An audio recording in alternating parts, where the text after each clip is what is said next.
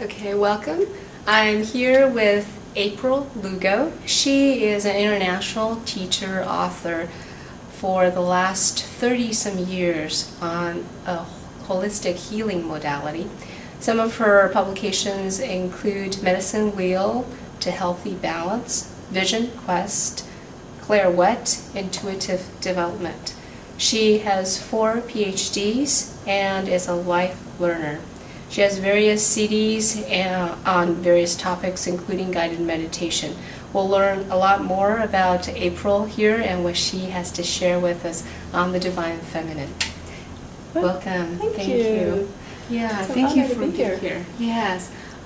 So we want to first learn a little bit more about you. Okay. Yeah, tell us how you began your work in this healing modality. I began actually many, many years ago.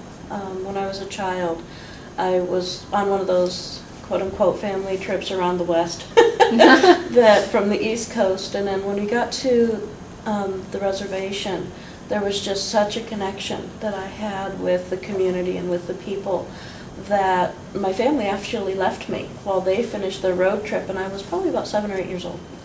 And then they came back and picked me up, and then every summer thereafter I would go and learn. I would go and spend time with the family, and I would learn a lot of the different traditions, a lot of the different ways to do things, weaving, doing the looming, and learning the beauty of the earth, you know, how to honor her, how to be nurtured by her, but also give back and be a blessing in that manner. So my path began that way, and then when I was about 9 years old, I had a dream, and in this dream, I went to a local hospital, and I was greeted in the elevator by this just glorious angelic type being in my dream, of course.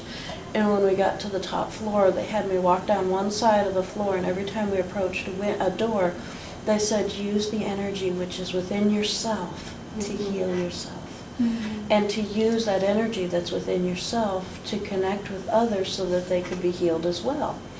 And as I was doing this, we would walk by each door and just extending the healing energy and that unconditional love, that unconditional compassion that we bring from within. We'd go down one hall and come back, and then we'd go to another floor of the hospital, and we did this through this entire hospital, which was the one that was in my hometown, of course. And as we were done and I was getting off the elevator, I was alone, and the doors opened, and as I opened, people were just walking out of the hospital. They were in their hospital gowns, and they were just like, wow, this is just an amazing, and everybody's just milling around and talking. And that was when I really began the knowledge of understanding that healing is ours.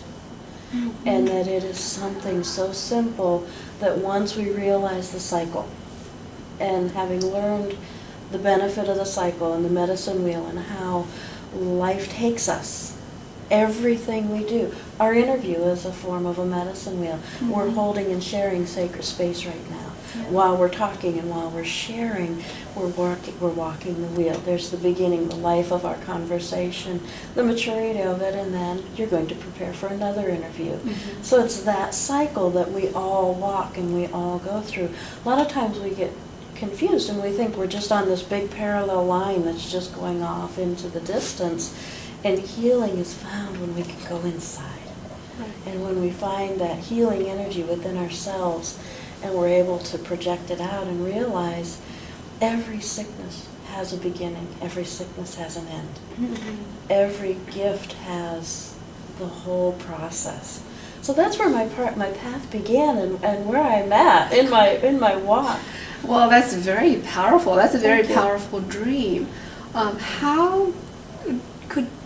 Where was the trust in that? I mean, your family trusted this, this happening, and just left you at the reservation. You trusting this dream that you have and believing in yourself.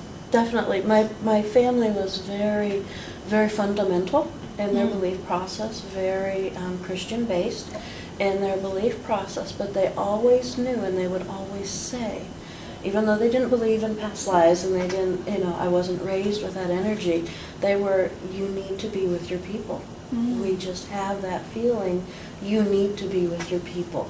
And I used to have an aunt that would always tease me when I was real little, and she'd say, "You were born the wrong color."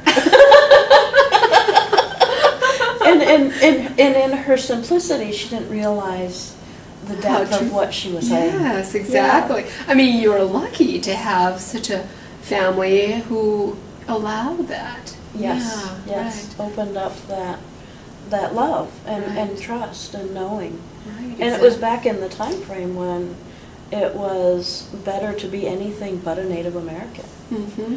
You know, the energy of that was just when people were beginning to realize their personal power and who they were in their nationalities, in their cultures, in their religions. Yeah. So it was really very powerful. Right. Very powerful. Say a little bit more about what you learned from the indigenous people. What I did is I spent a lot of time with the females, because that's where I was at. I wasn't there to be trained as one of the sons. Yeah. I was there as one of the female energies of that, and learning the medicine wheel, how to walk the medicine wheel.